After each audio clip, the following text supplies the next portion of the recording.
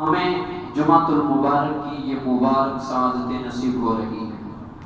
احباب وقار، رمضان المبارک کا یہ آخری جمعہ ہے، جمعۃ الوداع اس کو کہا جاتا ہے، اور یہ آخری جمعہ اور اس کے ساتھ ہی رمضان شریف ہم سے جدا ہو جائے گا۔ حضور نے فرمایا جب رمضان آئے تو خوشی کا اظہار کرو، اور جب رمضان تم سے جدا ہو رہا ہو تو پھر غمی کا اظہار کرو، افسوس کا اظہار کرو کہ یہ برکتوں والا مہینہ، یہ رحمتوں والا مہینہ، یہ سعادتوں والا مہینہ ہم سے جدا ہو رہا ہے۔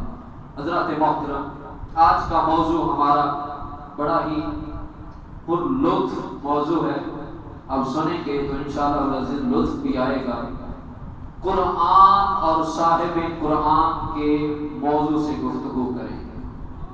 قرآن اور صاحب قرآن کہ دونوں میں کیا مطابقت پائی جاتی ہے۔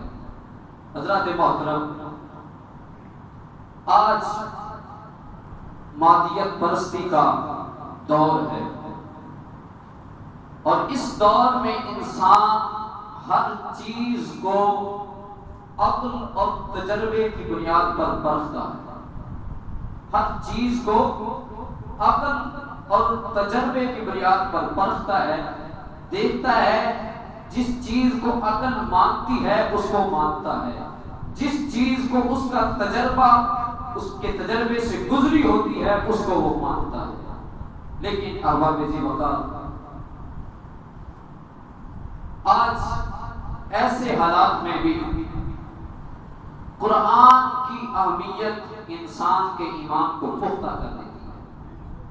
وہ کس طرح؟ قرآن کریم کی کوئی بات ہماری عقل اور تجربے کے موافق ہو یا اس کے خلاف ہو، ہمیں ہر حال میں اس کو ماننا پڑتا ہے، ہر حال میں اس کو تسلیم کرنا پڑتا ہے۔ قرآن کریم میں 20 ایسے واقعات ہیں جو بظاہر ہماری عقل اور تجربے سے ماوراء ہیں، عقل بھی اس کو تسلیم نہیں کرتی، تجربے بھی کہیں نہیں دیکھا گیا، لیکن قرآن نے اس کو بیان کیا ہے اور ہم نے اس کو مانا۔ اب اسی وقت ہماری ناقص عقل، ناقص تجربے قرآن پر کسی قسم کا کوئی حکم نہیں لگا سکتے۔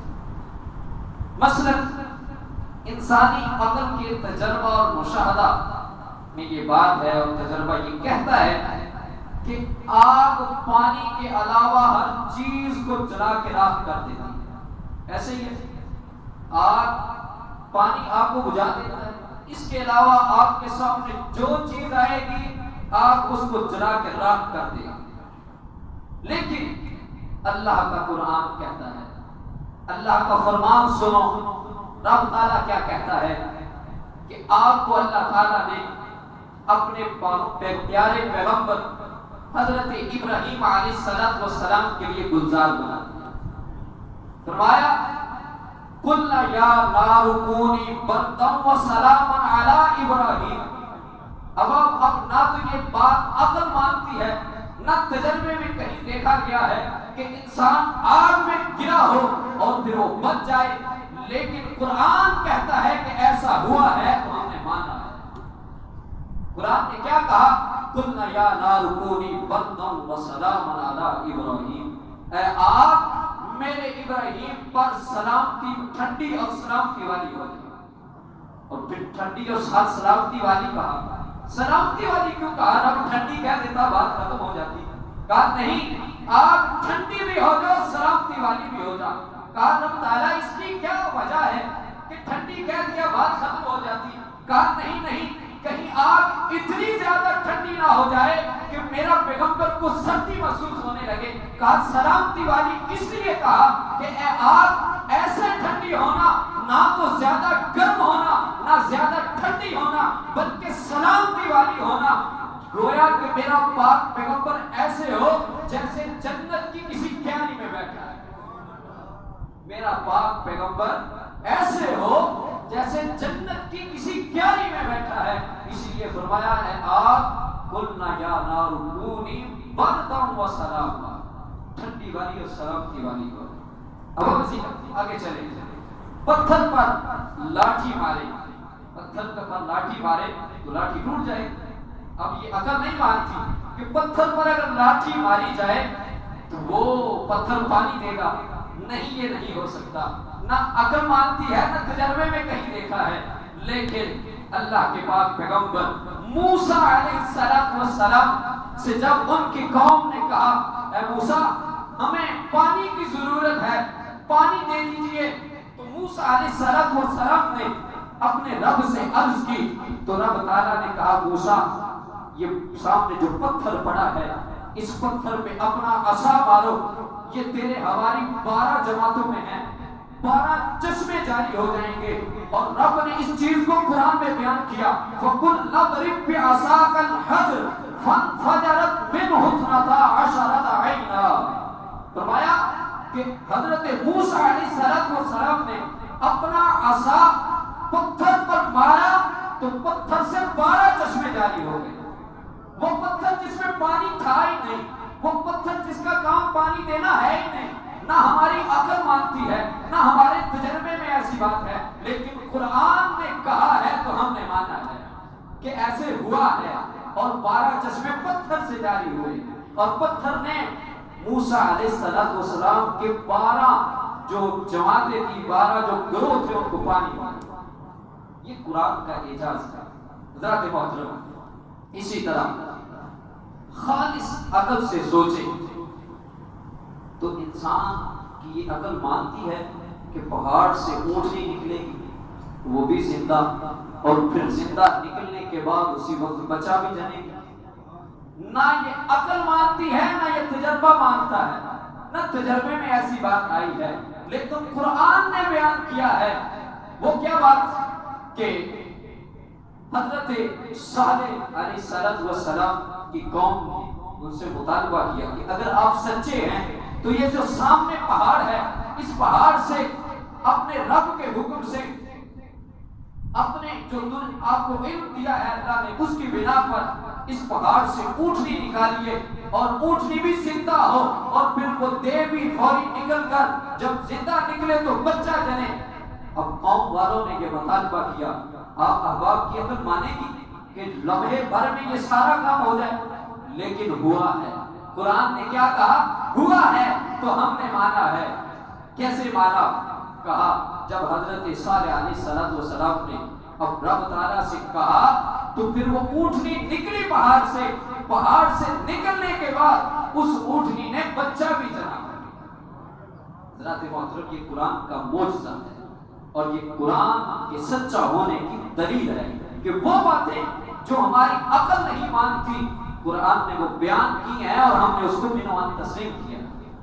اسی طرح دریا پر ہم لاٹھی مارے تو اس کے چھینٹے اڑ کر ہمارے اوپر آئیں, راستہ تو نہیں دریا دے گا ہمیں, کوئی دریا ہمارے حکم کے تابع تو نہیں ہے. لیکن یہ بھی ایک معجزہ ہوا اور قرآن نے بیان کیا.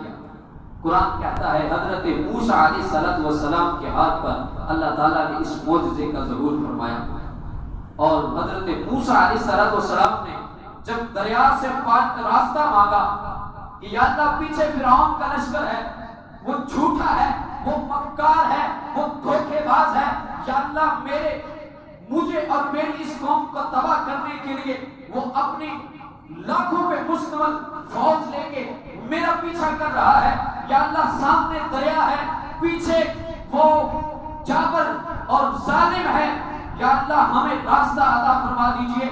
تو رب تعالیٰ نے موسیٰ علیہ السلام سے کہا موسیٰ یہ تمہارے پاس جو عصا ہے اس کو سمندر میں ماریے, یہ سمندر آپ کو راستہ دے دیجئے.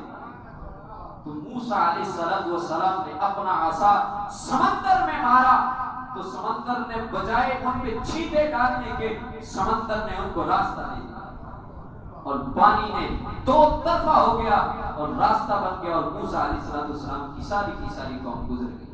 حضرات یہ قرآن کا اعجاز ہے.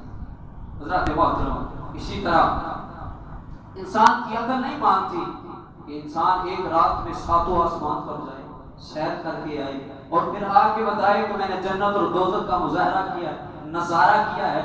جنت بھی دیکھی ہے، دوزخ بھی دیکھی ہے، سارے معاملات دیکھے ہیں، اور لوگوں کو آ کے بتائے، نہ عقل مانتی ہے نہ تجربے میں آتی ہے ایسی بات، لیکن حضور کی زبان سے نکلا۔ اللہ نے قرآن میں بیان فرمایا، کیا کہا رب نے فرمایا سبحان الذی اسرا بعبدہ لیلا من المسجد الحرام الی المسجد الاقصی الذی بارکنا حولہ لنریہ من آیاتنا انہ هو السمیع البصیر۔ رب نے فرمایا پاک ہے وہ ذات جس نے اپنے بندے کو سیر کروائی مسجد حرام سے لے کر مسجد اقصی تک۔ حضرات محترم، یہ کوئی نہ عقل میں آتی ہے بات کہ بندہ منٹوں منٹ مسجد حرام سے مسجد اقصی تک پہنچ جائے۔ ہم نے سفر کرنا ہو تو ہمیں کئی دہاڑیاں لگ جاتی ہیں، کئی دن لگ جاتے ہیں، لیکن حضور کی ذات کے لیے رب تعالیٰ نے منٹوں منٹ سفر بھی طے کروائے اور سیر بھی کروائی، اور رات کے کچھ لمحے میں، رات کے کچھ حصے میں، تو پھر یہ قرآن نے بات بیان بھی فرمائی اور ہم نے مانا بھی۔ یہ ہے قرآن کا اعجاز۔ حضرات محترم، حیوانات، حشرات، پرندوں کی بولیاں کوئی انسان نہ سمجھ سکتا ہے، نہ ہی ان سے بات کر سکتا ہے، لیکن قدرت نے یہ کام بھی کیا ہے، یہ بات بھی ہوئی ہے، اور قرآن نے اس کو بھی بیان کیا ہے۔ حضرت سلیمان علیہ السلام کو رب تعالیٰ نے ایسا ملکہ عطا فرمایا تھا، وہ جنوں سے بھی بات کرتے تھے، جنوں پر بھی حکومت کرتے تھے، وہ پرندوں پر بھی حکومت کرتے تھے، حشرات الارض پر بھی حکومت کرتے تھے، پرندوں کی بولیاں بھی سمجھتے تھے۔ ہم جیسے انسان نہ پرندوں سے بات کر سکتے ہیں، نہ پرندوں کی بولیاں سمجھ سکتے ہیں، نہ ہماری عقل مانتی ہے، نہ تجربے میں ایسی بات آتی ہے، لیکن یہ ہوا ہے، اور اللہ کے نبی کے ساتھ یہ اللہ کی قدرت سے ہوا ہے اور ہم نے مانا۔ یہ قرآن کا اعجاز ہے حضرات محترم۔ اسی طرح آگے چلیے، حضرت یونس علیہ السلام، کبھی ہوا ایسا کہ بندہ کسی جانور کے پیٹ میں جائے اور زندہ واپس آ جائے؟ نہ عقل مانتی ہے نہ تجربے میں آیا ہے، لیکن رب کے قرآن نے بیان کیا ہے اور ایسا ہوا ہے۔ رب نے کہا میرے پیارے پیغمبر یونس علیہ السلام مچھلی کے پیٹ میں چلے گئے، پھر اس کے بعد وہ واپس آئے اور زندہ اور سلامت رہے اور اپنی قوم کو تبلیغ کرتے رہے۔ قرآن نے یہ بات بیان کی ہے اور ہم نے مانی ہے۔ حضرات محترم، ارشاد باری تعالیٰ ہے، رب تعالیٰ نے ارشاد فرمایا تلک آیات اللہ نتلوہا علیک بالحق، یہ قرآن کی آیات ہیں جن کو ہم آپ پر تلاوت کرتے ہیں۔ پھر فرمایا انما المؤمنون الذین اذا ذکر اللہ وجلت قلوبهم واذا تلیت علیہم آیاتہ زادتہم ایمانا وعلی ربہم یتوکلون۔ ایمان والے وہی ہیں کہ جب اللہ کا ذکر کیا جائے تو ان کے دل ڈر جاتے ہیں، اور جب ان پر اللہ کی آیات پڑھی جاتی ہیں، تلاوت کی جاتی ہیں، تو ان کے ایمان اور بڑھ جاتے ہیں اور وہ اپنے رب پر بھروسہ اور توکل کرتے ہیں۔ یہ ایمان والوں کی قرآن میں نشانیاں بیان ہوئی۔ حضرات محترم، آج سے 1400 سال پہلے کا منظر ذرا اپنی آنکھوں کے سامنے لائیے۔ وہ دیکھو شہر مکہ ہے، حرم کعبہ ہے، عرب کے بازاروں میں، پہاڑوں میں، غاروں میں، لالا زاروں میں خدا کا حبیب قرآن کی بولی سنا سنا کر لوگوں کو اللہ کا پیغام سنا رہا ہے۔ لوگوں آؤ، رب ایک ہے، میں محمد تمہیں اس رب کی طرف بلاتا ہوں، آؤ اس ایک رب کو مان لو، جھوٹے خداؤں کو، بتوں کو چھوڑ دو۔ محمد عربی تمہارے لیے رحمت اور ہدایت بن کے آیا ہے۔ جس طریقے سے محمد عربی تم پر ہدایت اور رحمت بن کر آیا ہے، اسی طریقے سے رب تعالیٰ نے جو مجھے کلام عطا فرمایا ہے، قرآن پاک، وہ بھی تمہارے لیے رحمت اور ہدایت بن کے آیا ہے. لوگوں آؤ بتوں کو چھوڑ دو, اس رب کو مان لو. حضرات محترم, جب حضور علیہ الصلوۃ والسلام یہ پیغام لوگوں تک پہنچاتے ہیں تو لوگ حضور کے دشمن بن جاتے ہیں.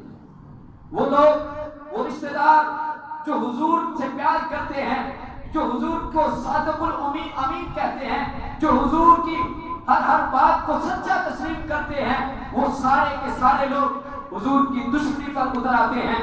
حضرات محترم, حضور نے کوئی جگہ نہیں چھوڑی. بازار میں, کبھی شاہراہوں میں, کبھی سریعام, کبھی بند جگہوں پر, کبھی ایک فرد کو, کہیں ایک مرد کو, کبھی تجارتی منڈیوں میں, کبھی عکاس کے میلوں میں اللہ کا قرآن پڑھ پڑھ کے لوگوں کو سنا رہے ہیں. اور پھر حد یہ ہے لوگ گالی دے رہے ہیں.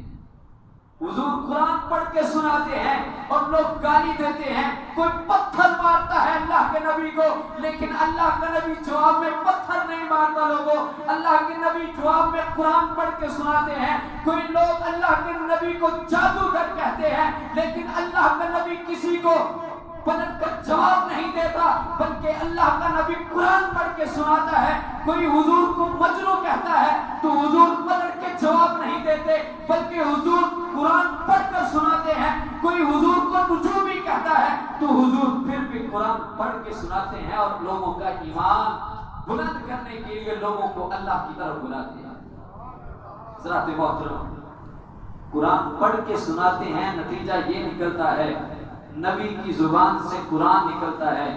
جب ہر فرد تک پہنچتا ہے, ہر مرد تک پہنچتا ہے, تو پھر اس قرآن کو سن کر مکے کا سب سے بڑا تاجر, جس کو لوگ بڑا تاجر مانتے تھے, ابو بکر صدیق کے نام سے جس کو دنیا یاد کرتی ہے, وہ سب سے پہلے آتے ہیں. حضور قرآن پڑھتے ہیں, ابو بکر قرآن سن کر حضور کی لبیک پر لبیک کہتے ہوئے اسلام قبول کرتے ہیں. حضرات محترم, عرب کا سب سے بڑا پہلوان جو عکاس کے میلے میں انگلی کسی کی گردن پہ رکھ کے دبائے تو اس کو پھٹکا کے زمین پہ مارے, سب سے بڑا پہلوان عمر آتا ہے حضور کی بارگاہ میں, حضور کا قرآن سن کر ایمان لے آتے ہیں. حضرات محترم, قریش کا سب سے بڑا مالدار عثمان غنی آتا ہے حضور کی بارگاہ میں, قرآن سنتا ہے. قرآن سن کر عثمان کے نام سے دنیا جانتی ہے. حضور کے ساتھ جب منسوب ہوتا ہے تو عثمان غنی ذو النورین بن جاتا ہے. حضرات محترم, پھر اسی طرح بنو ہاشم کے گھر کا سب سے بڑا شخصوار آتا ہے, حمزہ بن ابی طالب کے نام سے, بن عبد المطلب کے نام سے, جس کو دنیا جانتی ہے. اس کو